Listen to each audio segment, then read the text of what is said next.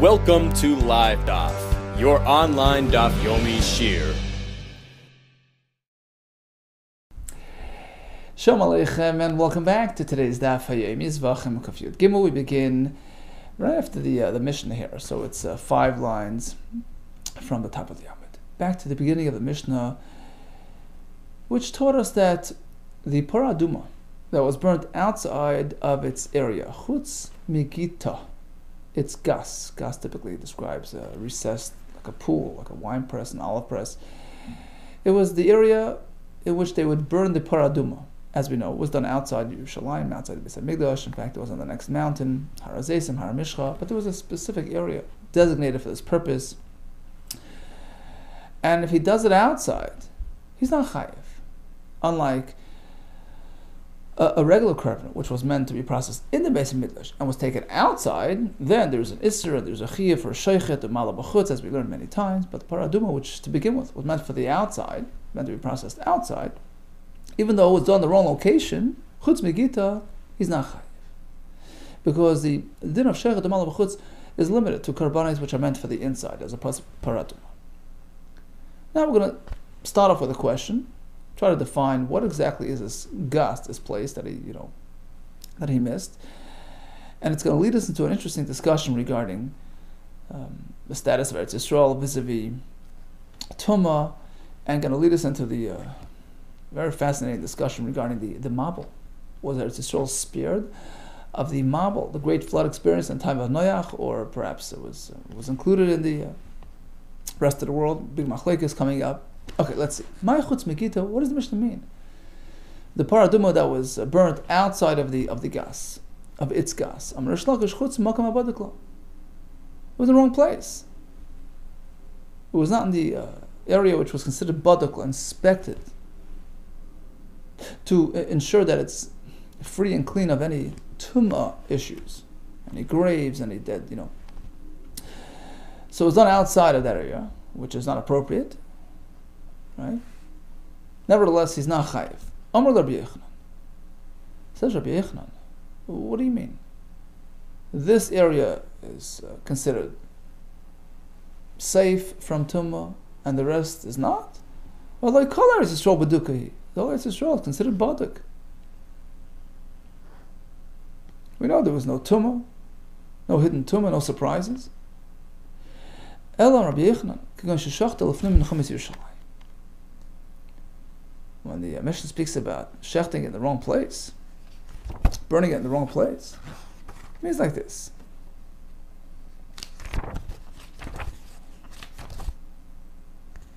That he shechted it. Actually, interesting. Rashi, the Mishnah, changes it from shesarfa chutz megita to sheshachta chutz megita. Interesting. Right? So, lest we not consider it like a regular sheichet b'chutz, right?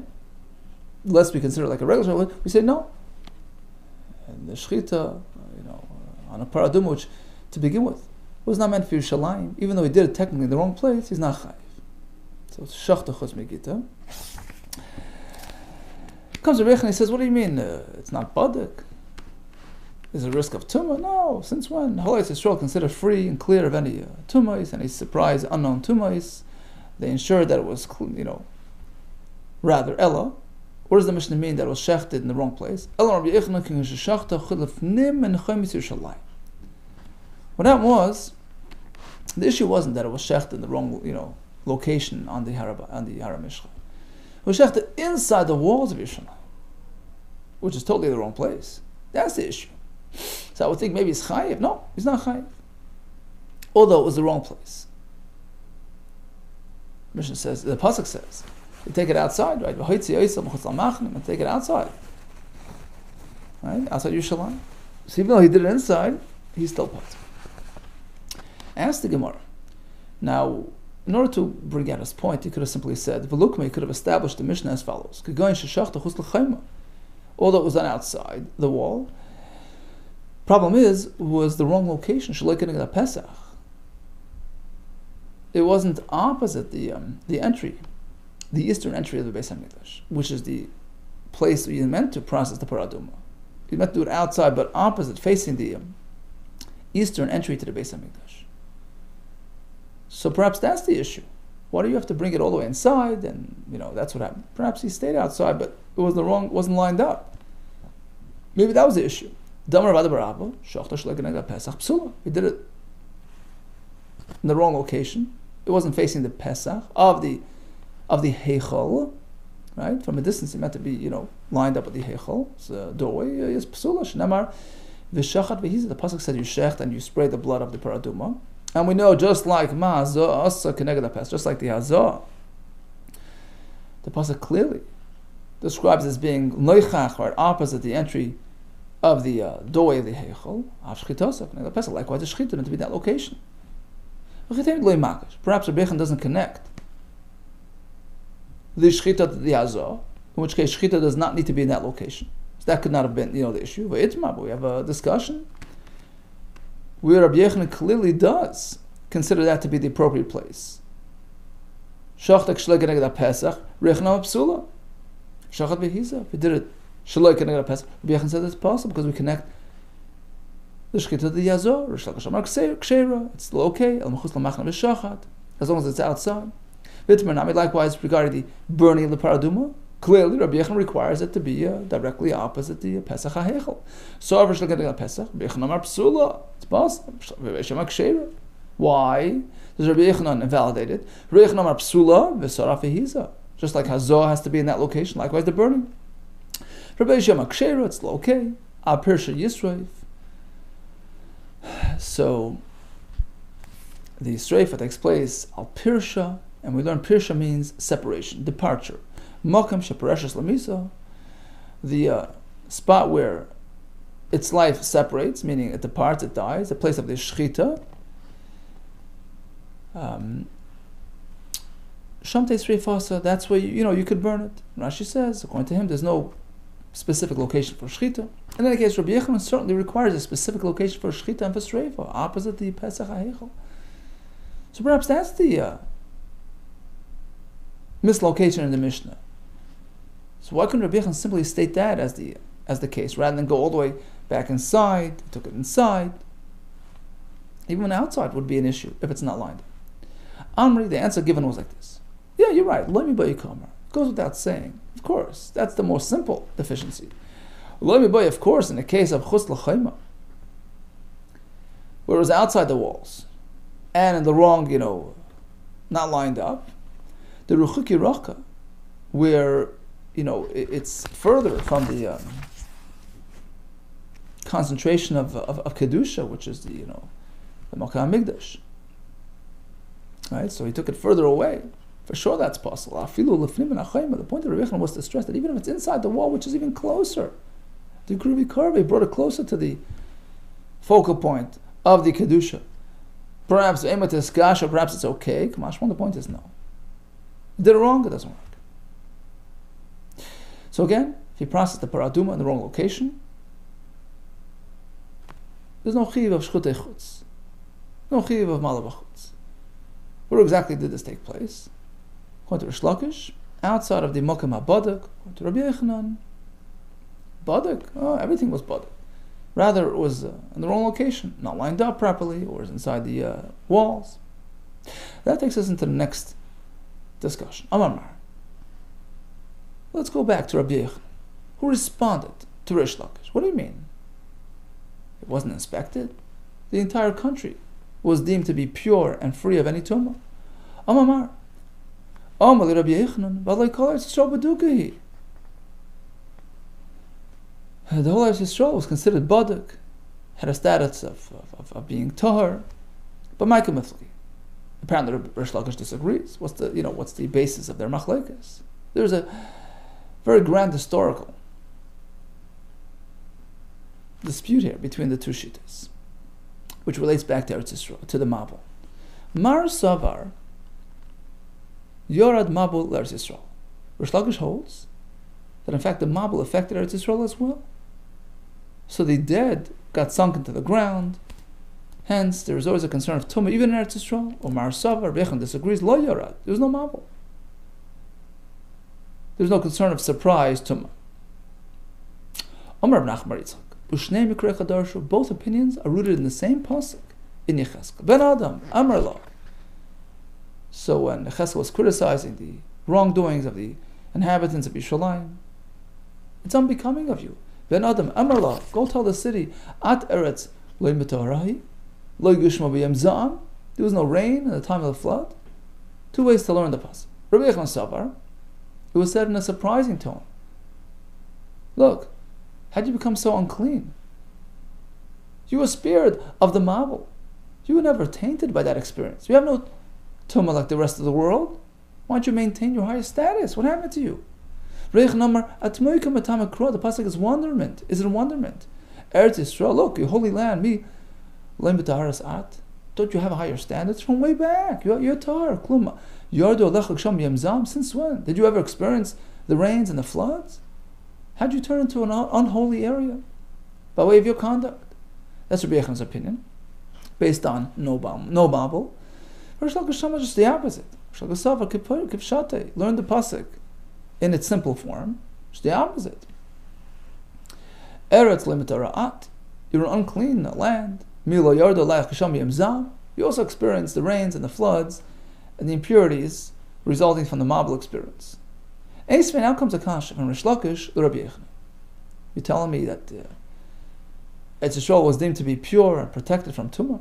Chatzeris hayu b'Yerushalayim. We all know, right? The Mishnah says that they would designate these youngsters, these young boys, in advance of the paraduma, put them aside in this secure and sterile, neighborhood, free of any tumah. They transported them to the paraduma area with great care to preserve their status and protect them from any surprises. Apparently, there was a concern of surprises of tumah on the way.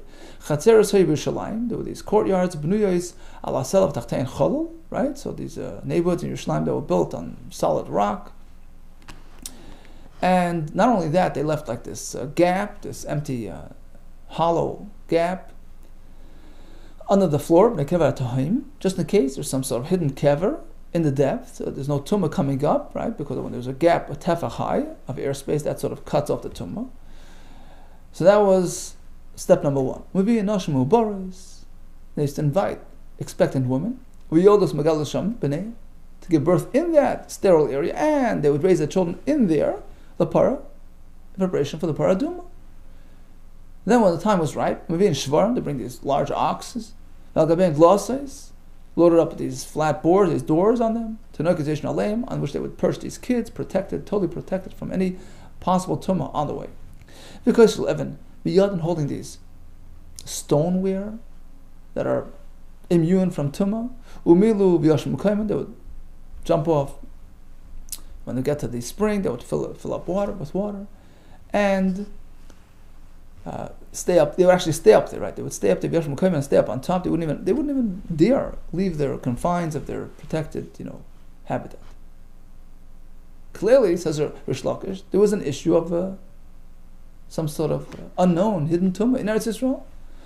It wasn't based on the letter of the law. It was a special mala, a special higher standard that they applied to the paraduma procedure, which was not really required based on the letter of the law. Eisvet. Rabbi Yechon Rish Lakish. Here comes a kasha to Rish Lakish. Pamachas. Pamechad matzu atzamis b'lishus dera'etzim. In the Beis HaMikdash, the chamber of the firewood, they found bones of a dead person. Ubig shul ligzer tumal Yerushalayim. And that triggered hysteria. Perhaps have to check the entire city to ensure that it's clear of any tumah. Amar Rishon Raglav Amar, he got up and he says, Loi busha uchlimahi. Isn't it shameful and embarrassing? Lona shenigdo tumal saying to go and deem our city of our ancestors, which until now was deemed to be pure and protected of tumah, now we can consider it, relabel it as a place of tumah. And he exclaimed further to press his point. Where are all the dead of the Mabul? Where are they? Where are all the victims of Nebuchadnezzar in Russia? Where are they? Apparently they weren't really concerned about them either, so this one-off should not trigger any hysteria. Now, let's analyze his expression. The fact that he relates to the Mabul, where are they? Apparently he meant to say that there was no Mabul in Eretz Yisrael, and therefore there was no concern. And likewise, let's maintain that non-concern. Okay, that's Rabbi Yechon proving to Rish Lakish that there was no Mabul in Eretz Yisrael. Well, that's the Gemara. That's the first part of his question. What about the second part of his question? He related to Nebuchadnezzar, who certainly killed many people in Yerushalayim, as a fact. Well, Tamech, according to what you're saying, how could he just disregard Harugan Nebuchadnezzar, Nebuchadnezzar's victims? Do you mean to say there were no victims then either? That's untrue. Elahabu upaninu. Apparently they were there and they were cleared out. Hachanami havu upaninu. Same regarding the Mabul. There was Mabul. There were many victims, but they were cleared out. Well, v'ipanu. So if they cleared them out, ho'ipani. So fine, so they're cleared out. So what do I mean to say that there was a concern of tumah? I mean, what's the difference if they were never there or they were cleared out? Yeah, I can say nidi pani mishalayim. True, they were cleared out of the entire city, but who says the whole Eretz Yisrael was cleared out? There was still tumah in Eretz Yisrael in general. Because Eretz Yisrael they didn't clear out the whole country. Ikadamri, there's another version of this discussion that Rish Lakish actually used this brisa as a kasha on Rabbi Yechon. Eisvei, Rish Lakish Rabbi Yechon. So Rishon got up on his feet and he announced, he exclaimed his opposition. What do you mean? Ayez may say Mabul, Ayez may say Nebuchadnezzar. We're all the victims throughout history. My love. The fact that he's comparing one to the other indicates that they were both there. Just as Nebuchadnezzar was there, the Mabul was there too. Just as the victims of Nebuchadnezzar were present, likewise, they were victims of the Mabul. So clearly there was a Mabul. Mid the area? No. You can't compare one to the other. Two different references. It was sort of a double question. Regarding Nebuchadnezzar's victims, they were there, but they were cleared out. And regarding the Mabul, it was never there. Continues the Gemara with another kasha that Rish Lakish asked Rabbi Yochanan. Eisvei, here's a kasha. The pasuk by the Mabul says everything was obliterated, all living beings died. Mikoy lashabacharav, anything on dry land, mesu, everything died out. Which sounds like, including Eretz Yisrael, which sounds like my opinion, says Rish Lakish. That Eretz Yisrael was affected by the Mabul as well. Certainly according to my opinion, the Amina, where I say that Yorad Mabul, that in fact the Mabul did descend on Eretz Yisrael, Mishamachi Mesu, that explains why all died. Ella Lididach, but according to your opinion, that Eretz Yisrael was spared from the Mabul, Amai Mesu, why did they die? Why did the residents of Eretz Yisrael die? Mishum Hevla. The answer is due to the hot steam that affected even Eretz Yisrael. Although technically there was no water there. But there was the heat, the steam, which obliterated, which killed out all those. Rav Chizda tells us, the Amar of Chizda, the water was hot and generated hot steam, which, spread all around. The Amar of Chizda, they erred, they deviated with heat. Likewise, they were judged, they were punished using the same or similar, hot material. Meaning, they sinned with something that was hot. With the zera, when they deviated in terms of relations. Likewise, they were struck down by the Mabul waters, which were boiling as well. Because towards the end of the Mabul experience, it says that it cooled off. Ayashayku hamayim. Ayashayku means it cooled down. Apparently, it was hot to begin with. Uksiv hasama by Megillah by Chashverish, it says the anger, the heat that anger generates, cooled off. His temper calmed down. This is a Chashverish. So Ayashayku means to cool off. Apparently, it was hot, and that explains why everything was affected, even Eretz Yisrael.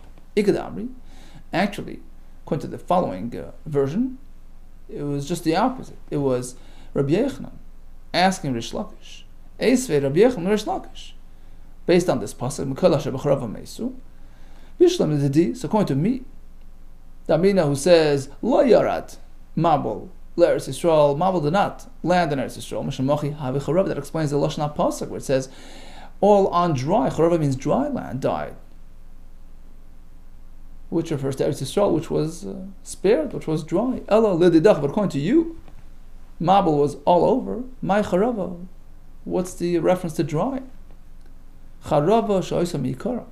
It doesn't mean that it was currently, during the flood, that it was dry. It means everything on dry land that was dry before the Mabul, eventually was wiped out through the Mabul. Even Eretz Yisrael. So what's the point of referring to dry land? I mean, if it was all covered by water anyways. The point is, as Rav Chizda, it's coming to exclude the fish at sea. So the decree, which was meted out by Dar HaMabul, did not affect the fish. Shenamar, based on this pasuk, only creatures and people who live on dry land, only they died, but not fish in water. And the reason for this is because they did not sin. They stuck to their type, to their min. Continues the Gemara. According to Rabbi Yochanan, that Eretz Yisrael was spared of the Mabul. The kam reima. There was an animal called re'im, very large, huge animal. So how did he survive the? We know that the species continued even after the Mabul. How did they save themselves? They're too big for the teva. The answer is they hid out in Eretz Yisrael. The kam, that explains how the re'im stood and survived by hanging out in Eretz Yisrael. Hasam el laman da amar yored. But according to Rish Lakish, that even Eretz Yisrael experienced the Mabul, where did the re'im hide out? Re'im mahecha kam. Rabbi Yanai, Noach took baby re'im and put them into the teva, small baby re'im. Amar Rabbi Yanai, guroyes, little baby ones. Hechnisu b'teva, they took them into the teva. Hence the survival of this man. Asked the Gemara a question, but even the mini ones are huge, too big for the teva to accommodate. I myself experienced, I saw the Urzila, the Rema, Bas Yaima, 1 day old, baby Reim, and it was huge. The size of Hartover. How big is Hartover? A born parsi, 40 parsa. Moshcha de Tzavre, plus a parsa, even the size of his neck, of the skin around his neck. Basically, just his neck area extends 3 parsa, plus a parsa. Marbata de Reisha, the resting place of his head, parsa palg is 1.5 parsa. Ram Makov, I saw that he tended to his needs. V'socha Yarden, it was such an enormous amount of waste that it just blocked off, it dammed up the Yarden River. And you're telling me that they put it into the teva? I'm Rabbi Yochanan Reisha. Just the head of the re'im was hiding in the teva, was protected, ichnisu teva, and that's it. And soon the Gemara will deal with the rest of the body. Ask the Gemara, but even that's too big for the teva to accommodate. V'amar, we just said, Marbata the Reisha, Parso Pal, even the resting place of his head was so big. Ela roish choitma ichnisu teva means the tip of his nose, his nostrils, would be inserted into the teva where he would have some fresh air. Ask the Gemara, but what about the rest of his body? First of all, if this is Rabbi Yochanan, why did Rabbi Yochanan have to even tend to this issue? According to Rabbi Yochanan, there was no Mabul in Eretz Yisrael to begin with, so he was safe and sound, even completely out of the teva. The answer is Rish Lakish Ka'amar. He personally doesn't hold of this whole question, but according to Rish Lakish, that there was a Mabul, so he came to the rescue to answer that issue regarding the nostrils in the teva. Ask the Gemara, but how could you just hang on to the teva like that? The teva was bouncing around up and down the waves. But kasagya teva was just up and down. Amar Shlokish karnav kosher b'teva. He has horns, this animal, and he tied it to the teva, and he was sort of swept along for the ride. Asked the Gemara, but there was hot water all around. How could he survive the heat? We just said they sinned with heat and they were punished with heat. How could he survive with this hot water? Now, according to your question, what about the teva itself? It should have just melted by way of that immense heat, right? It was coated with tar and it should just melted away, dissolved. Teva echasagi, could the teva survive? V'oid oig melech habashan, we know that he also survived. Techakai, where did oig melech habashan survive? Where did he stand? Ella nes naslam shisnan nubasi that teva, but there was apparently a miracle. Shenitztananu betziv that teva, the water around immediately around the teva remained cool.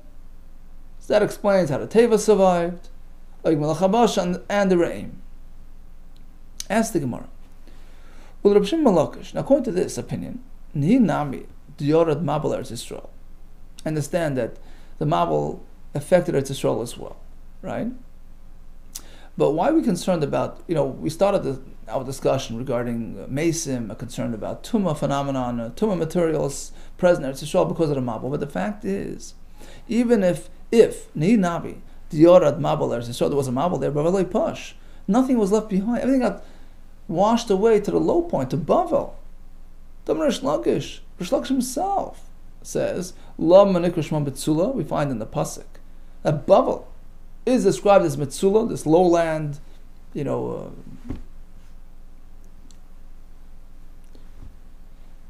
is the lows of the sea, right? Where everything drains into that area.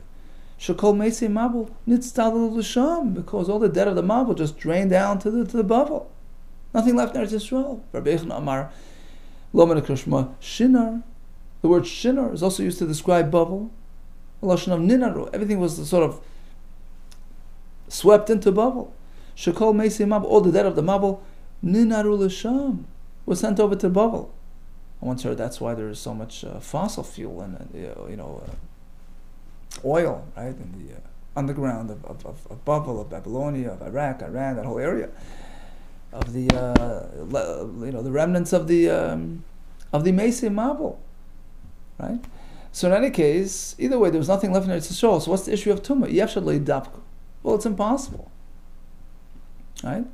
That there shouldn't be something, stuck behind. Although the majority of the material did drain out to Bavel, but something was left behind.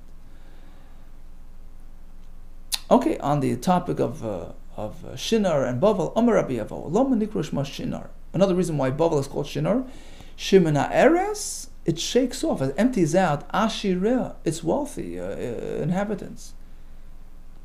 Which means to say that they lose their money. Why? Because they're tight with their money, they're not giving enough, they're not generous enough.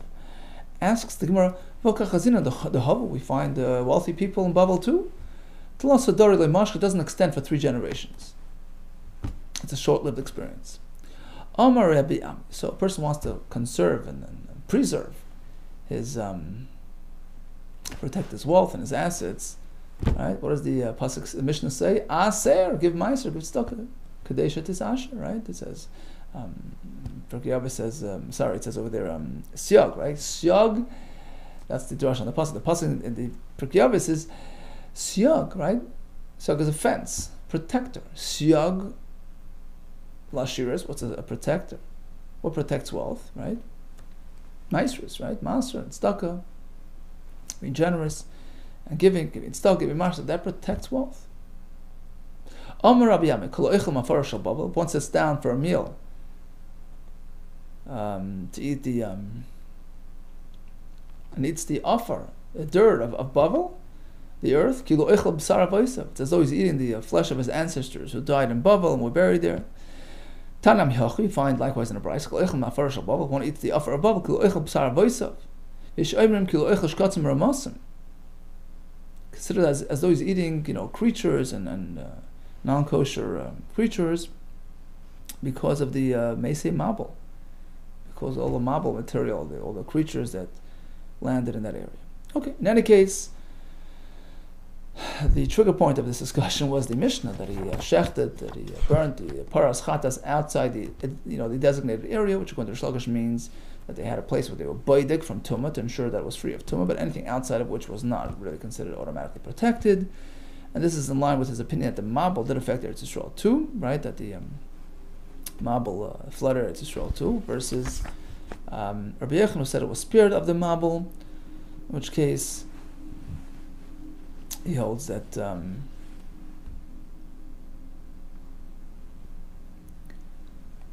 that it wasn't considered inundated with tumah material, and halachically it was considered beduka, free of any tumah. Okay, now Mishnah speaks about another example of something which was shechted in the wrong place. Sarah mishtalech, right? The goat, the chatos that sent out Sarah la'azazel, we know it's called Sarah la'azazel, it's sent out to the midbar and thrown down the mountain. So it's not really meant for inside the Beis HaMikdash. So if it's processed in the wrong place, there's no there's no chiv of shchutei chutz, right? It's not considered like a regular carbon done outside because it's not really meant for the Beis HaMikdash to begin with. Now, interestingly, the Mishnah sources this halacha in the pasuk of El Pesach Oil Moed, right? The pasuk says, "Look, why'd you do it outside? El Pesach Oil Moed lo yavi." You failed to bring it to the Pesach Oil Moed, indicating that only something which is roi, which is meant, which is slated for Oil Moed, for the Beis HaMikdash, if done outside, etc. But as opposed to this one, which was never meant for the Oil Moed. Ramini, we have a kasha for a brisa, which provides a different source for this halacha. Okay, so the pasuk says like this: he failed to bring the carbon, right? And he uses the word carbon. The pasuk there uses the word carbon.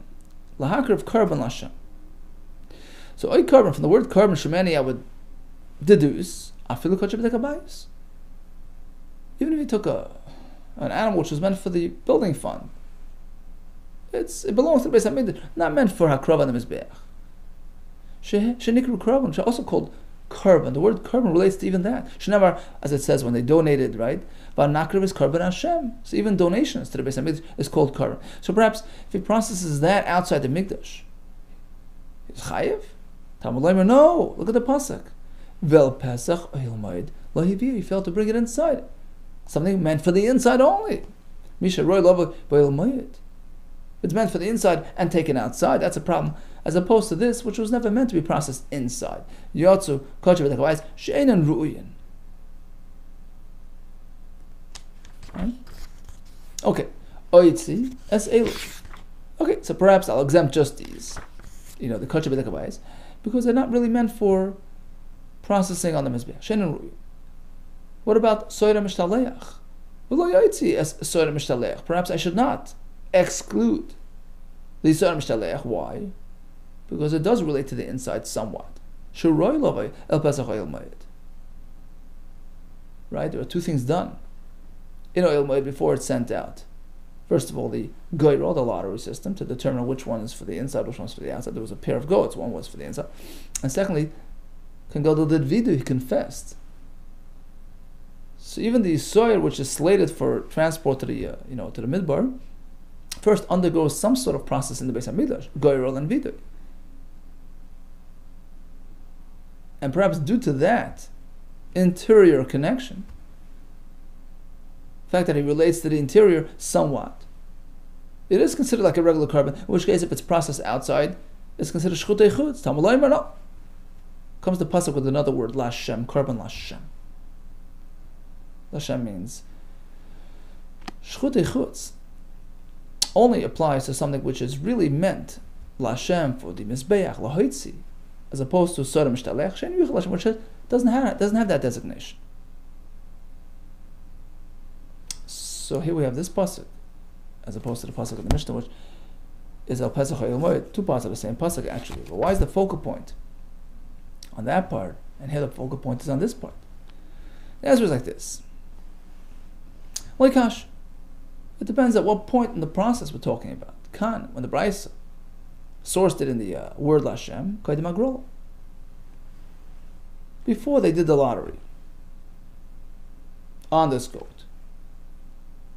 So it's going to be taken inside for the lottery. It's considered Ro'i LePesach Oyel Moed to a certain extent. So it can be exempted from that. Because it is included, is covered by that phrase. The only reason why it's exempted, even during this early stage, when it's still slated for the inside, because it's not Lashem, it's not carbon Lashem. Because ultimately it's not going to be processed inside. Kan Lachar Grolo. The Mishnah, which related to the first part of the pasuk,